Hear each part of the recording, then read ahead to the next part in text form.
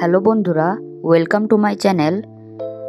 তো বন্ধুরা, আজকের আমাদের এই ভিডিওর মূল উদ্দেশ্য হলো প্রজাতন্ত্র দিবস। তো চলুন বন্ধুরা, ভিডিওটা শুরু করা যাক।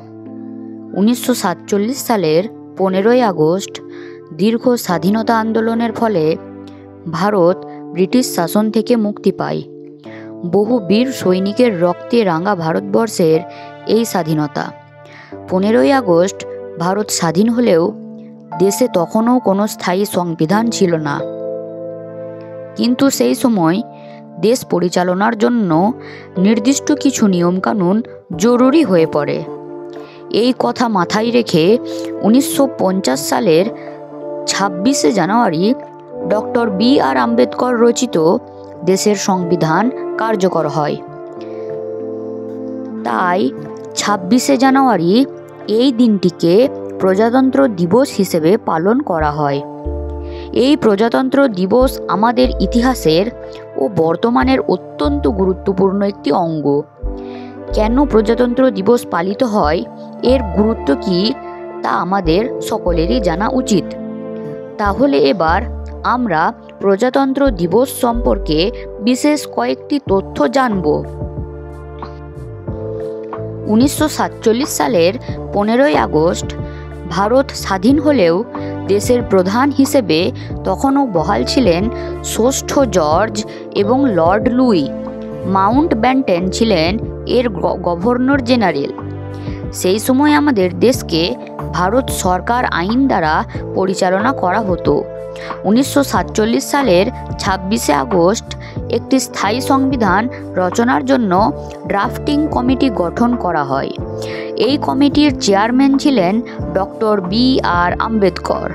4 নভেম্বর 1947 সালে কমিটি একটি খসড়া সংবিধান প্রস্তুত করে গণপরিষদে জমা দেয়।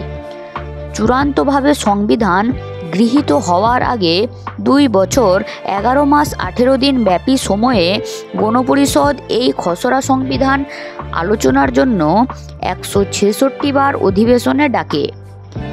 এই অধিবেশনে জনসাধারণের প্রবেশের অধিকার ছিল। 1949 সালের 26শে নভেম্বর স্বাধীন ভারতের সংবিধান গৃহীত হবার পর ঠিক করা হয় 1930 সালের 26শে জানুয়ারি প্রথম স্বাধীনতা দিবস পালনের সেই দিনটিকে শ্রদ্ধা জানিয়ে 1950 সালের 26শে জানুয়ারি থেকে ভারতীয় সংবিধান কার্যকর হবে এবং সেদিন থেকে প্রজাতান্ত্রিক ভারতবর্ষ বা রিপাবলিক অফ ইন্ডিয়া হিসেবে গড়ে উঠবে। বহু বিতর্ক ও কিছু সংশোধনের পর 24শে জানুয়ারি 1950 সালে গণপরিষদের 308 জন সদস্য চূড়ান্ত সংবিধানের হাতে লেখা দুটি নথিতে স্বাক্ষর করেন, একটি ইংরেজি ও অপরটি হিন্দি। এর 2 দিন পর 26শে জানুয়ারি 1950 সালে সকাল 10:18 দেশব্যাপী এই সংবিধান কার্যকর হয়। দেশকে একটি সার্বভৌম, ধর্মনিরপেক্ষ এবং গণতান্ত্রিক জাতি হিসেবে গড়ে তোলা হয়েছিল। বিশ্বের দীর্ঘতম হওয়ার কারণে ভারতীয় সংবিধান প্রণয়ন করতে প্রায় 3 বছর সময় লেগেছিল। ভারতীয় সংবিধান অনুযায়ী বর্ণ, জাতি, ধর্ম, লিঙ্গ ইত্যাদি নির্বিশেষে তার সমস্ত নাগরিকের জন্য সম অধিকারের উল্লেখ রয়েছে।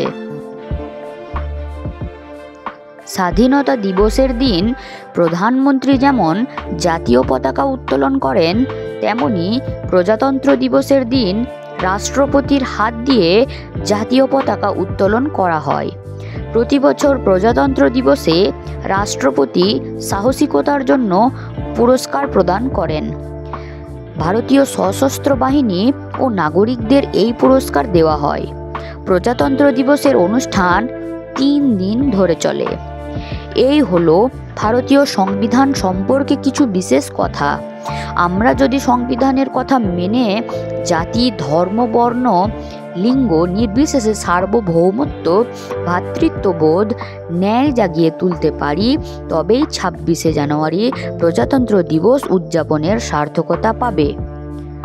তো বন্ধুরা, আজকের এই ভিডিওটি এখানেই সমাপ্তি হলো।